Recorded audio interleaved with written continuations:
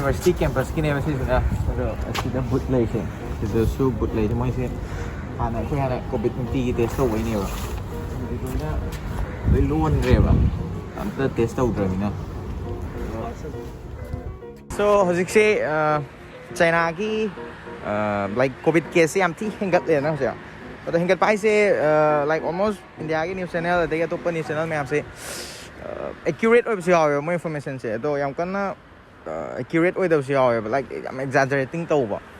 ado moi ki nearly 2.5 years 3 years ki covid lockdown se hantak just week among ki mang the prop lok thok re ba the lok thok khamina mi ma'am se loina pre movement ya na ya mina covid se roi bi hen ni hengat le doi ta su moi ki mi si bai chang se di dum han na ki du hai ta am tin han de gre ba do ya na moi mi si sing se ki am na han nai ta re ne moi vaccination se khra rate se khra ne me ba han jing gi nearly 40% mo hai ta re ne like 70 80 above sing se na adu sing no yam loi si boin to ba do yam ba khoi hospital da ge to hospital sing se mi lak ti lai ba covid ki lak ta su yam kan na kai no to di oi de ba yam kan yam chin ba like news ta ko ut po do to pa ti ai de chou ba Shanghai gum ba Beijing gum da ga di khra mi khra chin ma le do sida just like normal loi na dum lei ne ba news ta ga di roi bi kai no to wi de na ado cái show thì just normal dum enjoy to ri khoi na hana test storm me se like nung ti test storm me covid bi share se do hojik chung do gi tre ba like lab kem tàu dre ta re kanam like community ki su test tàu dre the hospital su test tàu dre ba na covid case hang kat pa ji hang gat le ra han dare ra kem khang dre ba moi count tàu dre na ado basically ba city se that is just normal wa re dum ko dum free movement ya re ba dum mi ma dum chat na ri na yeah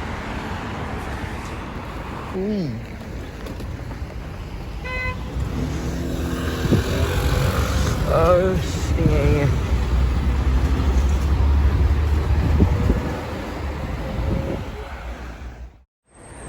sida lai se sik khoi hana covid test awam ne ba hai di se hana khoi na nung ti gi na traga like ngasi taraga hayeng lepa adu hakchet muk to mai to dei ne ba ado hojik se kanam test to dre ba sigi covid test awam je si khoi si ma pham je khata na the ba sigi covid test awam lep khri je like almost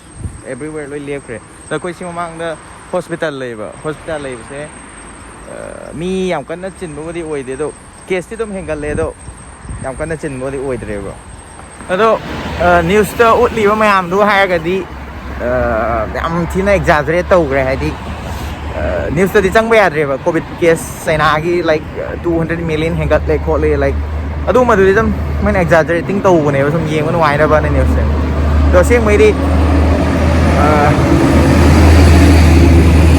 adu mai na ti to dre ba hengal laga su ado dum under control gi type tra moi tai se ado covid test ti to dre do moi covid positive count su to dre ba test to dre mi na count to we adre na ado ko je mo bus to ga cái nó đó lai shopping mall của mà lấy bây giờ cả không mà đông rất tuổi này và lấy quạt dây khai lấy vậy bus này đi mi cái xem mark sẽ lấy cũng này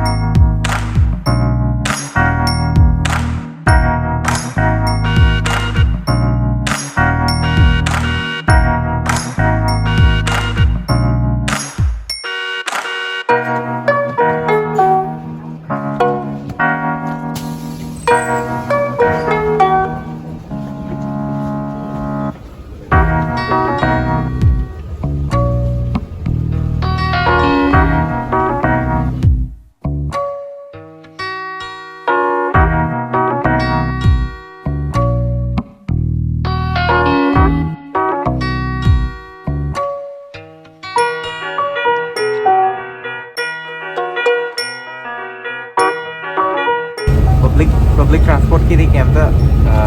thing mo ki se lei te ba bus to ko la tum chape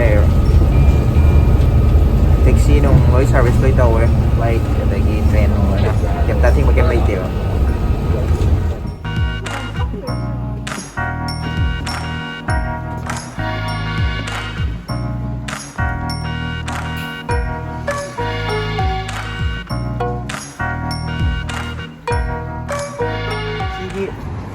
Pareng siya hana street food park to name si pareng de ado na small business kay hay tare ne loina sa dong to gre ba yam na di chahi akum mo lo dong tara mi na business ma cha gai dem ta hingam re na so itu ko me ti ha yam ye chin ma ne ba ado si mi ko mi se lo dong to be na ti ba business ma cham cham yam do loina luôn gre na normally แต่อันนี้ทานี่มึงเลยเราต้องเราห่างตัวครั้งนี้นะซีกีสตรีทใช้ในมังเด้อสตรีทฟุตกี่บล็อกตัวกี่มาเพิ่มตัวนี้ป่ะมีอย่างก็จะจินมาดิโอ้ยเดี๋ยวจินที่จะเลี้ยวสิชัวสิ่งของเพิ่มสิสิ่งของมังได้กี่สตรีทฟุตกี่บล็อกตัวเยี่ยงมันไม่ได้ที่ข้างวันนี้ที่ตลาดทานี่ที่จะเกรย์เนอร์วันนี้มีกี่这个锅面了。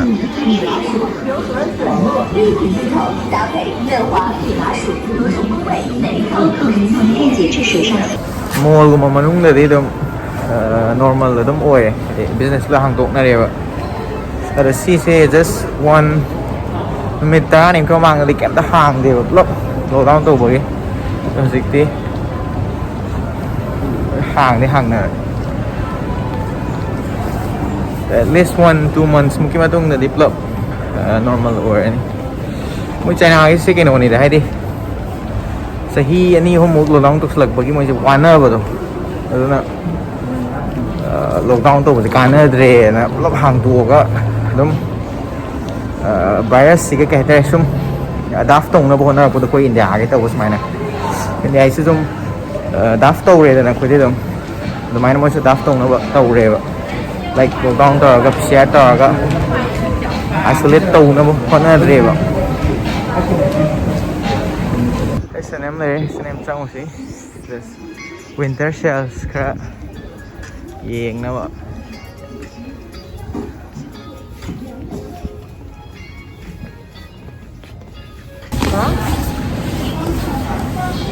sĩ cái car cái yo liva shop cái gì na lối na cosmetic shop cái lối oram này đó mọi người cosmetic lối na luôn rồi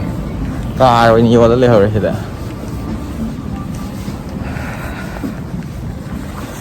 SNM khôngมีที่ห่างๆนี่ร้านเลยเรากันมันโควิดเห็นกันแล้วก็กินอะไรแบบนี้ใช่ไหมสกิมันทุกน่าเร็วอ่ะ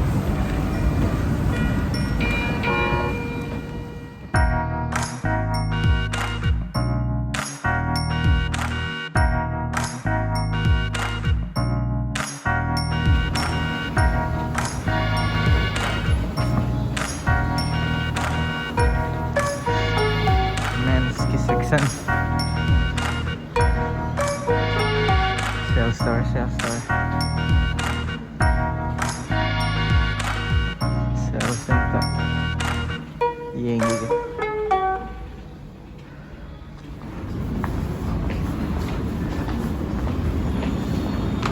this lấy cái loại car mà lấy cái gì đó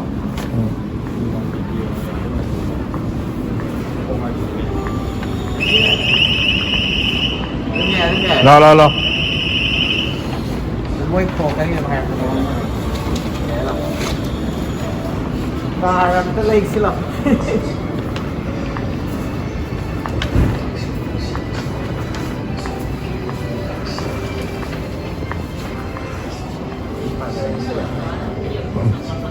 bao giờ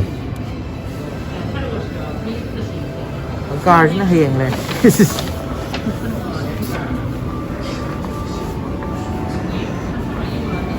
Sang ở đó đâu là cần thêm được không?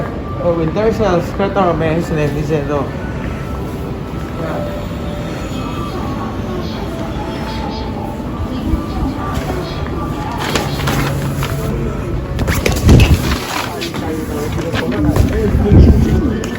Slow.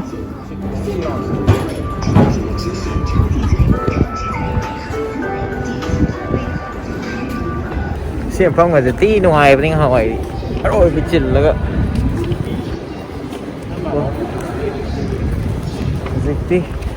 แล้วกลัวมัน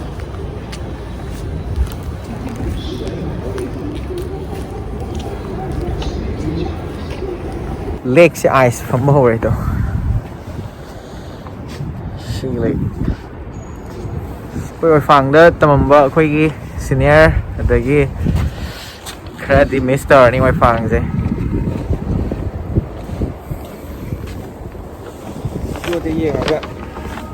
วิดีโอสิยังก็มิสเตอร์หรอ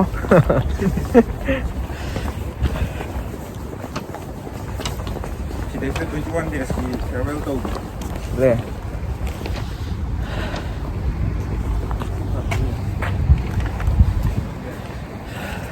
ไอซ์พัมได้เลยสิเสร็จจิลลัมมันเนี่ยหาในอันน่ะคุยสุกุยดรีบะไอสุลาคุยสุดท้ายเดี๋ยวออกโทเบอร์ได้ลากคนนี้แบบเดี๋ยวเพื่อนหลักพวกการจะล็อกดาวน์ตัวมีแบบเดี๋ยวโควิดก็จะต้องตีเทสตัวก็หน้าตัวก็จะอัศต้องตีเนี่ยเฉลี่ยจะทานี่มุกสิแล้วโหได้หน้าตัวก็เดี๋ยวสิข้างเล็บเครซัสวิกมามีเกี่ยวมังตะกี้เดี๋ยวมั่วสิให้ใส่ให้เกี่ยวดอก like 3 years มุกสิล็อกดาวน์ตัวมีมั่วจะที่ว่าอะไรแต่มั่วสิ public case นะมั่วสิ government say like no more lockdown just like adapt ตรงนะแบบโควิดก็ห่างที่มั่วดูไม่ตรอมดำเนี่ยแบบมันเขาเลยสิโควิดสิบลับ isolate ตัวบางที plan เดี๋ยว plan เดี๋ยว fail โอ้ยเลยนะอะไรนะจะที่ adapt ตัวนั้นบ่อยนะลับห่างตัวเครบมั่วให้สิจะฮีอันนี้เขามุสลิมนะจะที่ฮานากีไลฟ์ตัวหันจันนะบ่มั่วอย่างกันนะคนน่ารีบดูกี่ process ตัวเลยไปเนี่ยบ่สิโควิด case แห่งกัดปกติป่ะอะไรมีสิบ่กูประมาณตัวนี้สิแล้วก็อินเดียก็สุดตัวกี่ตัวนึงเขาอย่างcái nó lockdown hàng tuần qua lockdown mà nó mẹ đôi cái process này mới lấy chứ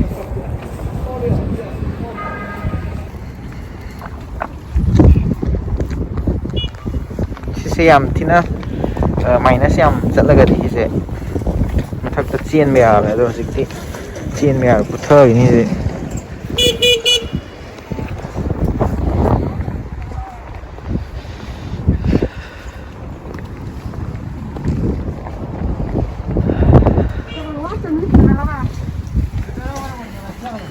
street vendor from Bahore myself.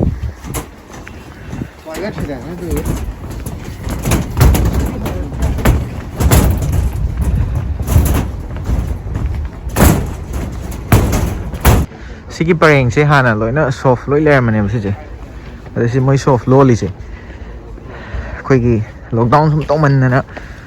survive to ngam da bu do. Ade si khale de hang tok na to ma le moi. Lo le mai. Ngam bo ngam moi se 2-3 years ของที่ lockdown ตัวเลยเนี่ย